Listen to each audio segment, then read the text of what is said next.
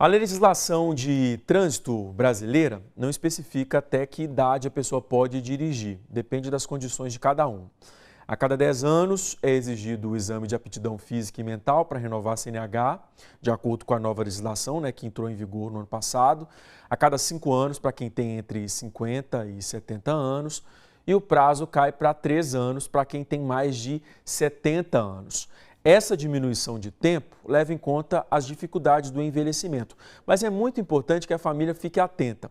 Se o idoso passou no teste, mas dentro desse intervalo o estado de saúde dele piorou, chegou a hora de deixar o carro para evitar riscos para ele e para as outras pessoas que estão no trânsito. O problema é que muitas vezes essa aceitação não é fácil e aí o desafio da família é ainda maior.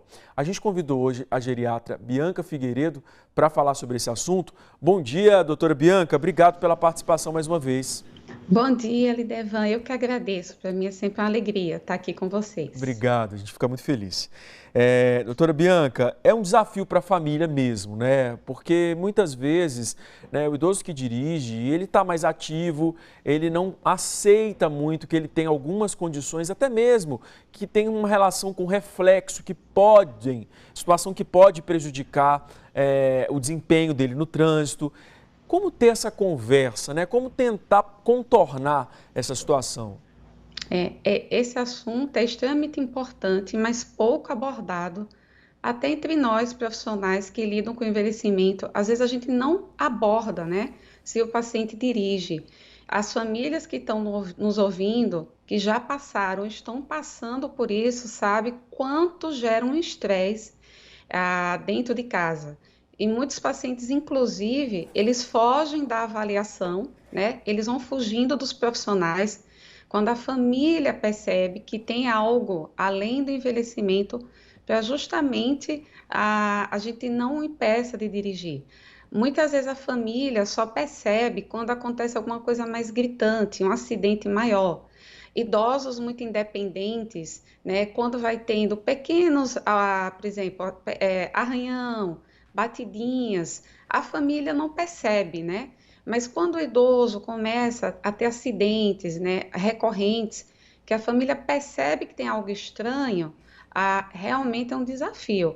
A gente tenta fazer uma avaliação ampla e, a depender da limitação, se for limitações leves, que a gente consiga adaptar, né, negociar com o idoso, e a gente vai acompanhando. Limitações moderadas, graves, aí realmente a gente precisa ser um pouco mais drástico com a família.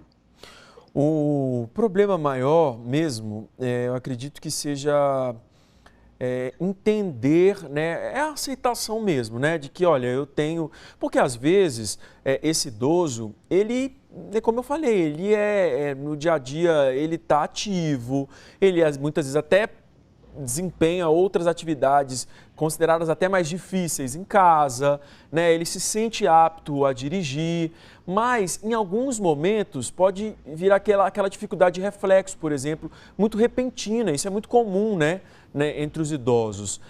Imagina num trânsito, principalmente numa cidade que tem um trânsito mais intenso, né, uma cidade mais movimentada, se esse idoso tiver algum problema desse, um mal súbito, enfim, uma situação assim no trânsito, contornar isso é mais difícil. Então eu acho que a família tem que entender com que frequência também que esse idoso ele está tendo esses quadros de dificuldade, né? Exatamente. É uma avaliação geral, é o olhar da família, são as condições do paciente, né? Principalmente a paciente precisa ter físico, mental, cognitivo e visual. Então, se a família percebe que o paciente ele está tendo dificuldades no dia a dia, a confusão, né? A família vai percebendo um trânsito, a gente pede que a família fique, por exemplo, como acompanhante, não intervenha. Se o idoso está tendo, por exemplo, dificuldade, isso da parte mental, dificuldade de ir para os lugares que já iam, bairros conhecidos, dificuldade de sinalização, de se perder, isso é um sinal. Assim como pacientes que têm dores, né, pescoço, ombro, mão, joelho, falta sensibilidade na perna, limitação de mobilidade. Isso realmente a gente precisa fazer, deveria fazer testes mais aprofundados para realmente, né, e se necessário também, adaptar o carro, como eu Uhum, já falei, o horário de dirigir, e para permitir que o idoso dirija, porque isso é importante para muitos idosos. uhum, Tirar a uhum. direção e tirar de qualquer maneira, é uma questão de perder para os idosos a independência, a Isso, autonomia. Isso isso. gera uma baixa de autoestima, isso pode causar doenças, até aumento de mortalidade. Então, Uhum. é uma decisão difícil, não é uma tarefa fácil. A gente tenta negociar, como eu falei, a depender da limitação e adaptar carro, e tem vários profissionais que conseguem ajudar, terapeuta ocupacional, físio, psicólogo, adaptar o carro, treinar o idoso, né, para que ele possa se manter na direção. Agora, doutora Bianca, é importante também uma outra coisa. Essa adaptação do carro, muitas famílias optam por isso, né? Trocam o carro por um modelo automático, com direção hidráulica, enfim, outras adaptações para deixar esse idoso com menos dificuldades, né, na hora de dirigir. Só que a gente sabe que a tecnologia também, ela exige uma aprendizagem, né? E para esse idoso se sentir confortável, ele vai ter que ser ensinado, ele vai ter que aprender a como adaptar. E às vezes as famílias não têm muita paciência para lidar com isso. Não adianta só adaptar o carro e entregar nas mãos. É importante também adaptar o carro, mas ensinar, ter paciência, porque é uma mudança muito grande para a gente, para as pessoas jovens, né, que absorverem Sim. a tecnologia é muito mais fácil. Exatamente. É igual o idoso que precisa andar, por exemplo, com a bengala. Não adianta colocar a bengala na mão do idoso sem o treinamento. Ele vai cair, inclusive, mais com a bengala.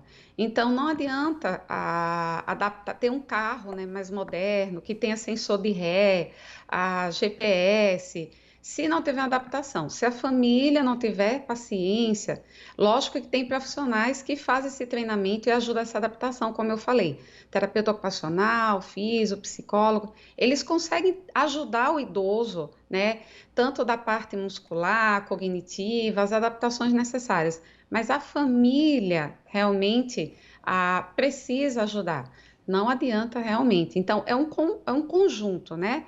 A gente tem uma avaliação periódica com a família, as condições clínicas, se o idoso tiver descompensado, tratamento novo, medicamentos que causam sonolência, como você falou, casos que está tendo mal súbito, e ou piorou aquela condição crônica, a gente realmente não é só também adaptar o carro, é um Uhum. contexto que precisa ser avaliado.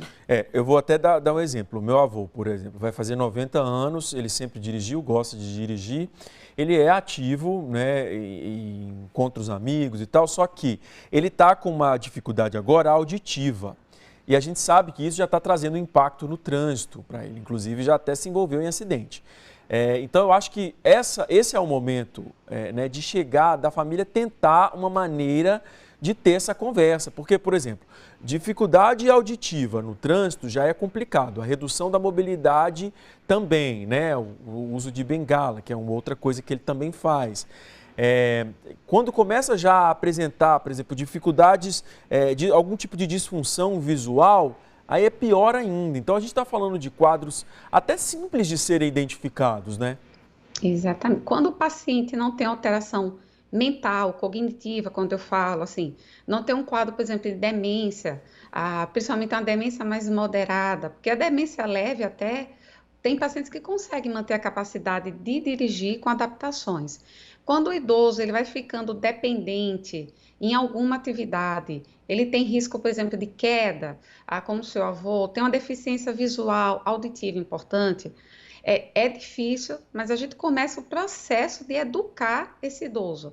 A gente vai negociando, como eu falei, mas a gente vai reduzindo aos poucos. A gente tenta educar, tenta fazer com que o idoso entenda, tenha uma autoavaliação, uma alta percepção do risco, não só de colocar a vida dele ou ter sequelas graves, mas se envolver terceiros em acidentes, porque isso também acontece muito.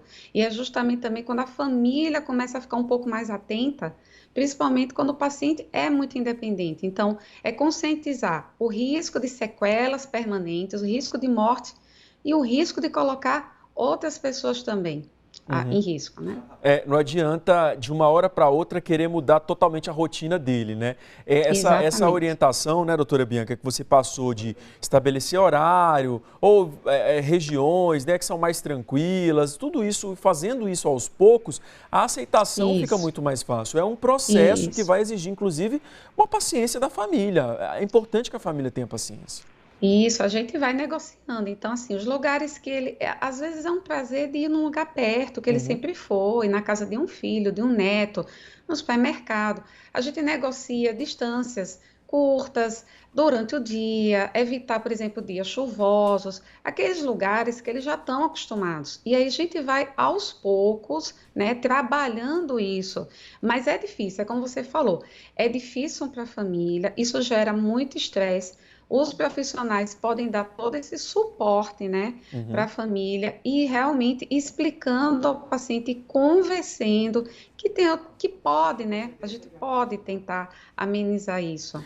E que tem outras maneiras também de esse idoso se sentir independente, porque às vezes essa questão do carro é justamente para não se sentir dependente de ninguém, né? Então eu tenho meu carro, eu vou dirigir, então pronto, e é isso. Mas assim, existem outras maneiras, táxi, transporte por aplicativo, né? São outras alternativas que ele também pode se sentir independente. Ele vai conseguir ter acesso, né, a esses outros meios de locomoção.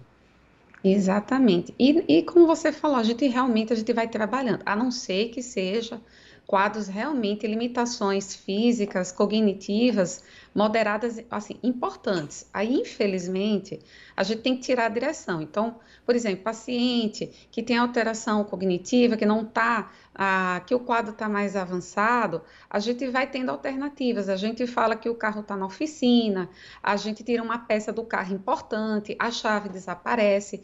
Tem quadros que são realmente importantes. A gente precisa tirar a direção do idoso. Mas aqueles quadros, como você falou, a gente vai mostrando para ele outras alternativas. E a depender da distância, como a gente já explicou, alguém com uma companhia, alguém que tenha paciência, que não gere também estresse, né? Porque acontece muito, às vezes, quem está ao lado não tem paciência com o idoso no trânsito, fica intervindo. Então, tem que ter paciência, adapta tudo e aos poucos a gente vai mostrando a ele a necessidade, né, o risco dele continuar dirigindo. Isso, doutora Bianca, eu quero agradecer mais uma vez a participação aqui com a gente, viu? Até a próxima oportunidade. Imagine, Sempre eu bom. que agradeço sempre. Um Tchau, saúde para abraço, todos, tchau. abraço.